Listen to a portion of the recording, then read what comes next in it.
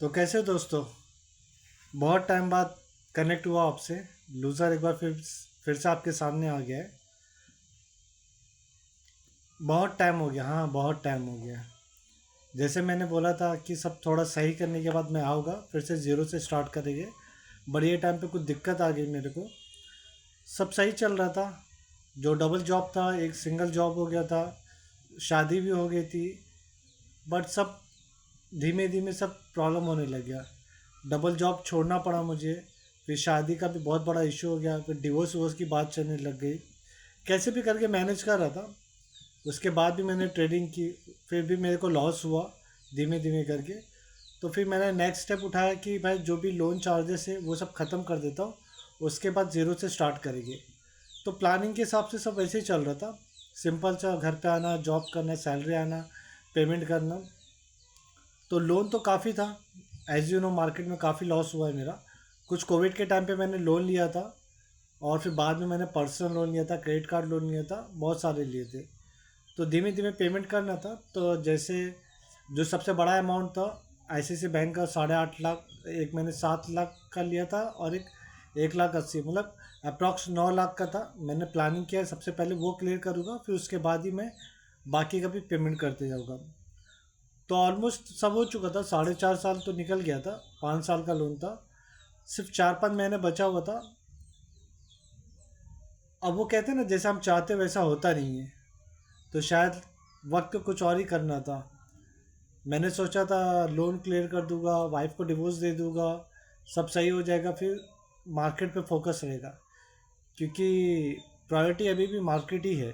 जो शुरुआत से आखिरी तक वही रहेगी।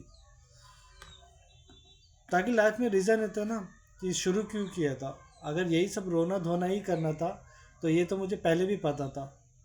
तो कोई एक्सक्यूज़ नहीं। जो भी मार्केट में लॉस हुआ, जो भी लाइफ में चल रहा है, कोई एक्सक्यूज़ नहीं उसका। कोई रिग्रेट भी नहीं। हम कभी कभी अपनी मंजिल जब खुद बनाने चाहते हैं तो हादसे का भी शिकार हमें खुद ही होना पड़ता है। इसके लिए मेंटली प्रिपेयर भी होना पड़ता है। बट इस लेवल पे ही आएगा, ये तो बहुत ज़्यादा हो गया है मेरे लिए। तो अभी का सिचुएशन ऐसा है कि वाइफ अभी साथ में रहती नहीं है। आईसीआईसी बैंक का लोन चल रहा था, वो भी बराबर ही चल रहा था अपना। 4-5 महीने में सब खत्म होने वाला था। सडनली क्या हो गया, 4 तारीख को मेरी सैलरी आई तो मेरे को पता चला मेरे आईसीआईसी बैंक में मेरे को लीन चार्जेस लग गया। ये मुझे पता चला मेरे आईसीआईसी बैंक में मुझे लीन चार्जेस लग गया। देखो ये आपको मैं दिखा रहा हूँ स्क्रीनशॉट, जो मैंने अपने आईसीआईसी ऐप से निकाला है। कुछ 8,63,000 का मेरे को लीन चार्जेस लगा हुआ है। अब मुझे आइडिया नहीं था किस चीज़ का चार्जेस लगा हुआ है मुझे ये। बट फिर भी मैंने आईसीआईसी बैंक में जाके बात किया, मतलब भाई क्या हो गया, आपका तो ईएमआई 20,000 का है, तो इतना क्यों चार्जेस लगा हुआ है। तो उन्होंने मुझे बोला कि सर आपको किसी और थर्ड पार्टी का लिंक चार्जेस लगा हुआ है। शायद आपका कोई पर्सनल लोन क्रेडिट कार्ड का अमाउंट कुछ पेंडिंग होगा, इसकी वजह से आपको चार्जेस लगा होगा। तो 2 दिन तो आईसीआईसी बैंक को लग गया आइडेंटिफाई करने में किसने मेरे को चार्जेस दिया है।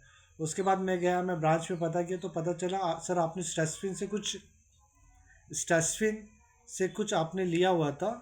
पर्सनल लोन जो भी लिया था, आप वहाँ का पेमेंट क्लियर कर दीजिए, वहाँ से एनओसी ले लीजिए, फिर आप हमें सबमिट कीजिए, आगे का प्रोसेस करेगा। अब प्रॉब्लम ये थी कि मेरे पास एक ही सेविंग अकाउंट था जो ऑलरेडी ब्लॉक हो चुका है। अब मैं करूँ क्या। अब लीन चार्जेस का पेमेंट तो मैं पे कर दूँ, बट इतना थोड़ी हुआ था। 70,000 रुपये तो मेरा आउटस्टैंडिंग अमाउंट था। ये देखो, मैंने सिविल स्कोर डाउनलोड किया। सिविल स्कोर डाउनलोड करने के बाद मैंने एक्चुअली देखा कितना चार्जेस था। तो लोन अमाउंट 1,40,000 था, जिसका आउटस्टैंडिंग 70,000 रुपया पेंडिंग था।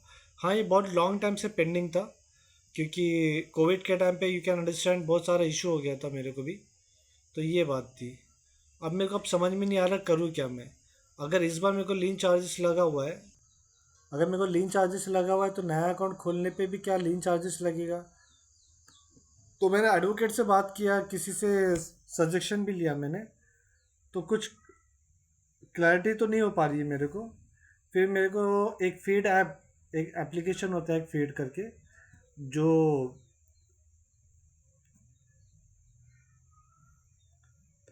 ये फीड ऐप एक है अपना एप्लीकेशन, मैं आपको बता देता हूँ क्या है वो करके। ये एक एजेंसी है सॉरी, जो लोन पेमेंट ये सब कराता है। हाँ, तो ये मैंने एक आइडेंटिफाई किया है, ये एक फ्रीड वाला है जो डेप्थ जो भी होता है आपका पुराना लोन वोन उसका सेटलमेंट कराता है, ये सब अपना फ्रीड ऐप। तो इसका मैंने मेंबरशिप लिया है, तो मेंबरशिप लेने के बाद इन्होंने भी वही बोला सर आपका सेटलमेंट हो जाएगा। पहले तो बहुत प्यार से लोगों ने मेरे से बात की है, फिर मेरा सब्सक्रिप्शन लिए जो कि अमाउंट था 2700। देखिए मैंने इसका सब्सक्रिप्शन लिया 2700। स्टार्टिंग में तो बहुत अच्छे से बात किए, फिर बाद में लोग ने वही बोलने लगे सर आपका पेमेंट कितना बाकी है क्या नहीं बाकी है। तो लोग ने सिविल स्कोर मेरा डाउनलोड किया, वहाँ से लोग ने अपना प्लान ऑफ एक्शन बनाया है लोग। तो ये कुछ लोगों ने प्लान ऑफ एक्शन बनाया है मेरा, टोटल मेरा कितना डेप्थ था, कितना पेमेंट करना है, कितने में सेटलमेंट हो जाएगा अपना, ये लोग का कुछ प्लान। तो ये मेरा टोटल सिविल का है, मेरा मेरा कितना चार्जेस बाकी है, क्या बाकी है क्या नहीं करके, ये आपको मैं लाइव दिखा रहा हूँ सिविल स्कोर से लेके अपना। तो कुछ समझ में नहीं आ रहा करना क्या है मेरे को। एक्चुअली पेमेंट तो मेरे को सब करना ही है, बट अभी लोग ने सेविंग अकाउंट में लीन चार्जेस मार दिया, मेरे को समझ में नहीं आ रहा। तो मैंने एडवोकेट से बात किया, बोले क्या करना है। तो एडवोकेट ने बोला सर आपका पुराना नंबर बंद है, आपका एड्रेस भी अलग है, तो शायद आपको जीमेल पे कुछ इन्फॉर्मेशन आया होगा। तो जीमेल मैंने चेक किया, तो जीमेल पे मुझे एक ईमेल तो आया था मुझे। अब प्रॉब्लम ये है कि मुझे अब मैं क्या करूँ, जो सैलरी आती है वो तो मेरा स्टक हो गया। अब आईसीआईसीआई बैंक में फिर से अगर मेरा अकाउंट में सैलरी आएगी जो भी मेरी, तो वो तो फिर ये लीन अमाउंट में एडजस्ट हो जाएगा। तो ऐसे में मेरा मंथली वेजेस जो भी खर्चा वर्चा तो मैं कर ही नहीं पाऊँगा। अब कुछ समझ में नहीं आ रहा है। अब आपसे रिक्वेस्ट है कि आप मेरी थोड़ी हेल्प कीजिए, मुझे थोड़ा गाइड कीजिए, तभी कुछ हो पाएगा दोस्त।